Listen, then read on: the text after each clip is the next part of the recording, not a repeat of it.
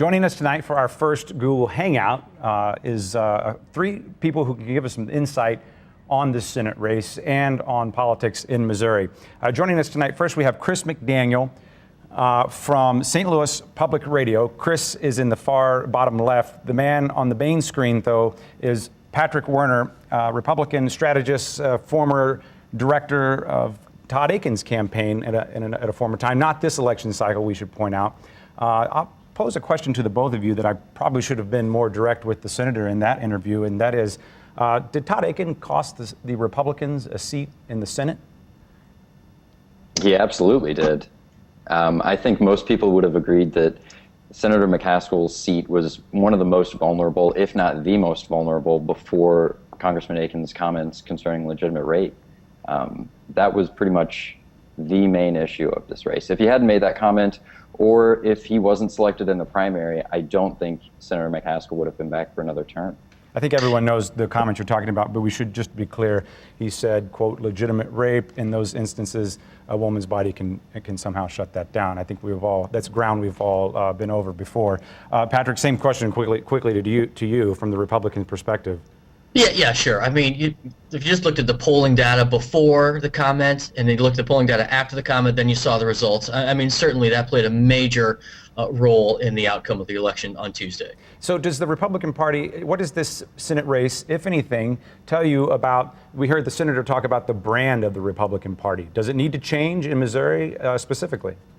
You know, it's the results in Missouri from me were just a monumental mixed bag. I mean, we go on and we elect Mitt Romney overwhelmingly, and then you go on and you look at the Senate race, and we lost that Senate race here in terms of a Republican position. But then you also look at and you go down the ticket, one Republican won, other Democrats won, but then we have super majorities in the Missouri House, we have a super majority in the Missouri Senate, and so it was just a complete mixed bag of results on Tuesday.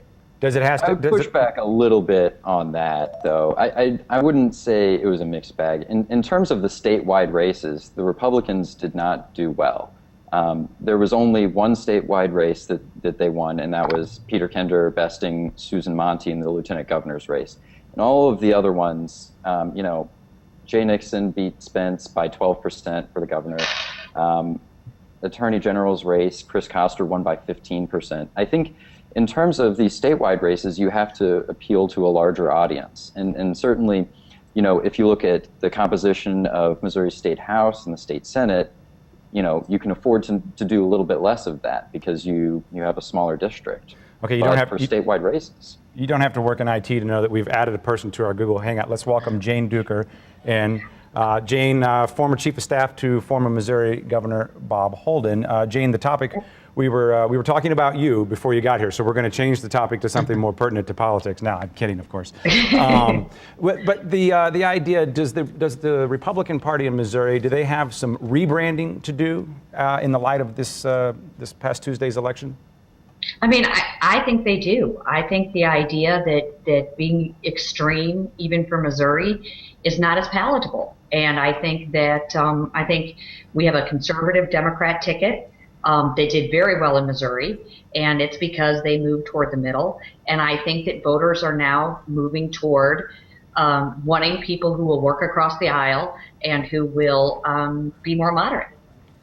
Patrick, yeah, and I don't disagree with what Jane just said. I mean, we actually saw in the governor's race in particular, in my opinion, if you were to move to Missouri back in September, a couple of months ago, and you just watched the gubernatorial ads, you would have thought there were two conservatives on the ballot. And from my perspective, with Americans for Prosperity, where I am today, I don't think either party really has a whole lot of time to sit back and try to figure out what their next move is. We have some major problems, a jobs crisis, a fiscal debt crisis. I think both parties need to address.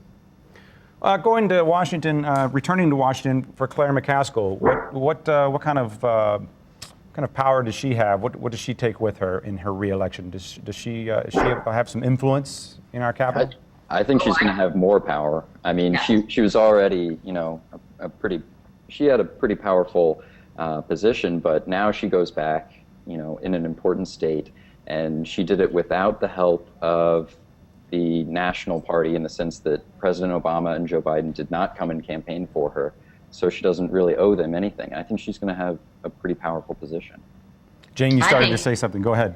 Yeah, no, I think it's remarkable because I always thought that this election would be an interesting experiment because she ran on moderation. She ran on reaching across the aisle. She ran away from the president. Yeah, I mean, I don't know that she ran away, but she surely didn't, jump all over and say I agree with him all the time. I mean, she defends her vote on Obamacare, and she's going to ensure that gets implemented and that stays where it is. But I also think that as a supporter of the president in the past, I do think she will have influence over policy. I think she will have influence within the executive branch, and I think that's good for Missouri. I think. Oh, go ahead. Yeah, no, Jane, I agree with you. Seniority does mean a lot in the House and in the Senate at the federal level, and I do think she does gain some seniority after this re-election. And one of the things I'll be interested to see what she does because she ran as a real moderate, independent voice. We're going to have a debt ceiling vote that's going to take place before the end of the year. So I'm just curious to see how she handles that. And I like her work that she's doing on government contracting. She's really doing well on the Truman Committee, going in there and looking at the executive branch that she is aligned with and rooting out, waste and abuse in all kinds of government agencies. I think that's a great place for her. She's very comfortable there, and I think she'll increase that work when she goes back. Just like to point out, I believe Jane has a blue dog in her house, from what we can hear there. Yeah, sorry. Good one. Hey, real quickly, I'm sorry, Chris. Come on, don't judge. It's my first show. That was good. That map came out today from USA Today that shows, not just a red state or a blue state, but it goes county by county, and not just in Missouri, but across the country. It's more urban versus rural. Your thoughts on that breakdown as it pertains to the Republican Party or either party? Well, I think that again, I always talk about Missouri being a microcosm for the country. I mean, Missouri, even in my experience in state government, trying to unite Missouri between the urban and the rural has always been a challenge. And now that we're seeing that, nationwide, I'm not really that surprised. And I think it is going to take some leadership in reaching across the aisle and reaching across your safety zone to bridge that gap. But it's absolutely necessary. And so I do think the president had a very interesting and targeted strategy about what voters he was going to go after and how he was going to do that. But now it's time to unite. Chris, do you see that in your reporting? That well, divide?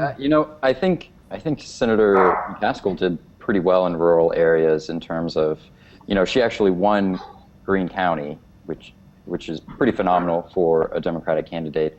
But they do have different messages when they're in the city than when they are out in rural areas, and there is a divide. And if that's going to be changed in any years, I don't know.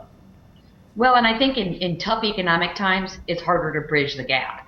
So I think if we start getting the economy rolling even further, and make further steps, creating jobs, then I think that split becomes less evident and less difficult to deal with. And so that's the challenge. And everybody ran on the idea that they were going to create jobs and jumpstart the economy. And I do think that will go a long way. But that map was interesting to me because it showed the preciseness of the Obama strategy in the election. Chris, Patrick's trying to jump in. I'll give you the last word, Patrick. Hey, Casey, just sort of jokingly, a lot of people want to change the electoral process. Maybe I'm suggesting that you get electoral votes based on the square mileage that you get across the country.